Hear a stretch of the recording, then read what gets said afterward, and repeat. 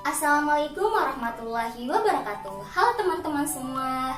Gimana nih kabar teman-teman? Semoga selalu sehat dan selalu bahagia ya teman-teman. Jumpa lagi bersama Kak Desti.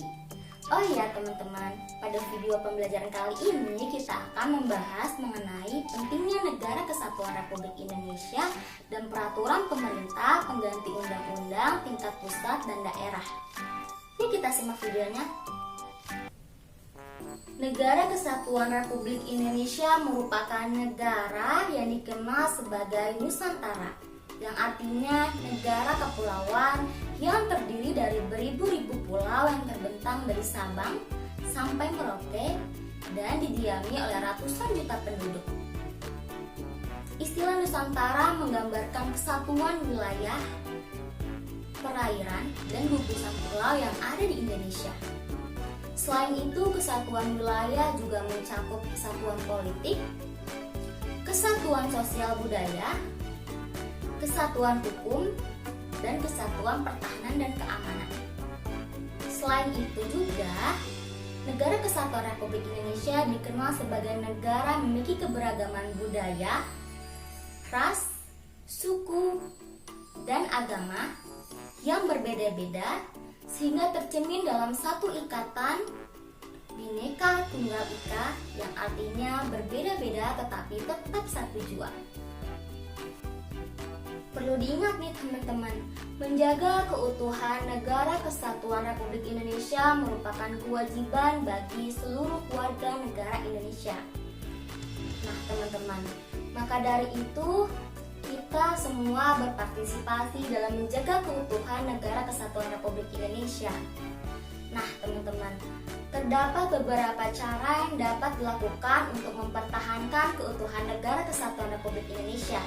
Yakni yang pertama, dengan mengamalkan nilai-nilai yang terkandung dalam butir-butir Pancasila dan menerapkannya dalam kehidupan sehari-hari. Yang kedua, mengobarkan semangat Bhinneka Tunggal Ika sebagai landasan persatuan bangsa. Yang ketiga, menjalankan kehidupan berbangsa dan bernegara sesuai dengan landasan konstitusional Undang-Undang Dasar 1945. Yang keempat, melaksanakan usaha pertahanan negara. Yang kelima, menghormati satu sama lain. Yang keenam, menerapkan keadilan dalam suatu negara. Yang ketujuh, menumbuhkan rasa cinta pada tanah air. Dan yang kedelapan, menjunjung tinggi toleransi dan keberagaman suku, agama, ras, maupun status sosial. Nah teman-teman tahu gak sih, ternyata upaya dalam menjaga persatuan dan kesatuan Negara Kesatuan Republik Indonesia harus dilakukan dalam berbagai lingkup kehidupan, seperti di rumah, di sekolah, di masyarakat, dan dalam berbangsa dan bernegara. Nah teman-teman, terdapat beberapa upaya yang dapat teman-teman lakukan untuk menjaga keutuhan dan persatuan Negara Kesatuan Republik Indonesia, yakni di lingkungan rumah. Peran serta warga negara dalam menjaga persatuan dan kesatuan Negara Kesatuan Republik Indonesia yakni satu, bekerja sama dalam menyelesaikan pekerjaan rumah. Yang kedua, saling menghormati dan menghargai di antara anggota keluarga. Yang ketiga, membantu atau menolong anggota keluarga yang sedang membutuhkan bantuan. Yang keempat, menjaga kerukunan dalam keluarga. Kemudian yang kedua, di lingkungan sekolah. Yang pertama, dengan belajar dengan tekun. Yang kedua, mentaati tata tertib yang berlaku di sekolah.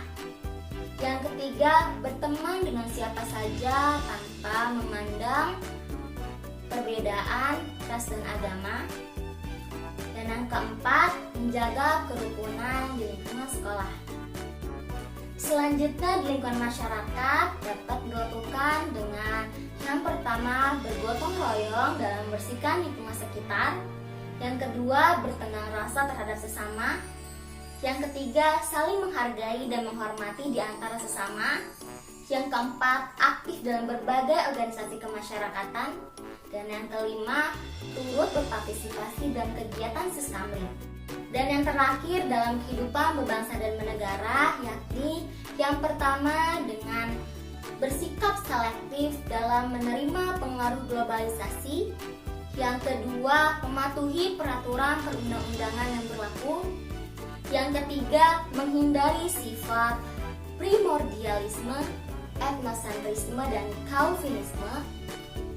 Dan yang keempat, yakni turut berpartisipasi dalam kegiatan yang berhubungan dengan kepentingan negara, misalnya memberikan hak suaranya dalam pemilihan umum, aktif dalam menjaga kelestarian budaya, dan aktif dalam kegiatan pembelaan negara.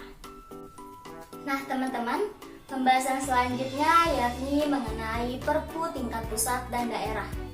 Perpu atau peraturan pemerintah pengganti undang-undang ini memiliki dua tingkatan loh teman-teman, yakni tingkat pusat dan daerah. Peraturan pemerintah pengganti undang-undang tingkat pusat merupakan peraturan pemerintah pengganti undang-undang yang dibuat oleh Presiden disebabkan oleh kepentingan yang memaksa dan berlaku untuk seluruh masyarakat Indonesia. Sedangkan peraturan pemerintah pengganti undang-undang daerah merupakan peraturan pemerintah pengganti undang-undang yang dibuat oleh pemerintah daerah yang bersifat mengikat dan hanya berlaku di daerahnya saja. Baik teman-teman, selanjutnya kakak akan memberikan beberapa contoh Perpu tingkat pusat dan daerah. Yang pertama, Perpu tingkat pusat, yakni diantaranya yang pertama, Undang-Undang tentang Pemberantasan Tindak Pidana Korupsi.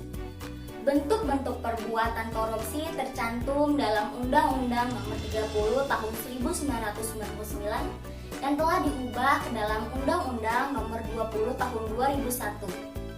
Di dalam Undang-Undang Nomor 20 Tahun 2001 Pasal 3 menyatakan bahwa setiap orang yang dengan tujuan menguntungkan dirinya sendiri atau orang lain atau suatu korporasi menyalahgunakan kewenangan, kesempatan atau sarana yang ada padanya karena jabatan atau kedudukannya yang dapat merugikan keuangan negara atau perekonomian negara dipidana dengan pidana penjara seumur hidup atau paling singkat 1 tahun dan paling lama 20 tahun dan atau denda paling sedikit 50 juta rupiah dan paling banyak 1 miliar rupiah. Kemudian yang kedua ada Undang-Undang tentang Perpajakan. Undang-Undang Nomor 7 Tahun 1983 merupakan undang-undang pertama di Indonesia yang mengatur tentang pajak penghasilan setelah Indonesia merdeka. Selanjutnya yang ketiga ada Undang-Undang Lalu Lintas. Yang pertama, Undang-Undang Lalu Lintas tercantum dalam Undang-Undang Nomor 22 Tahun 2009 tentang Lalu Lintas dan Angkutan Jalan.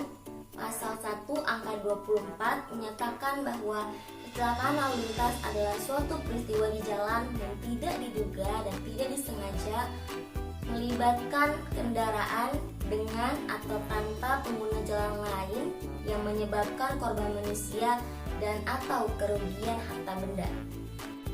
Kemudian yang kedua ada Undang-Undang Nomor 35 Tahun 2014 tentang Perlindungan Anak.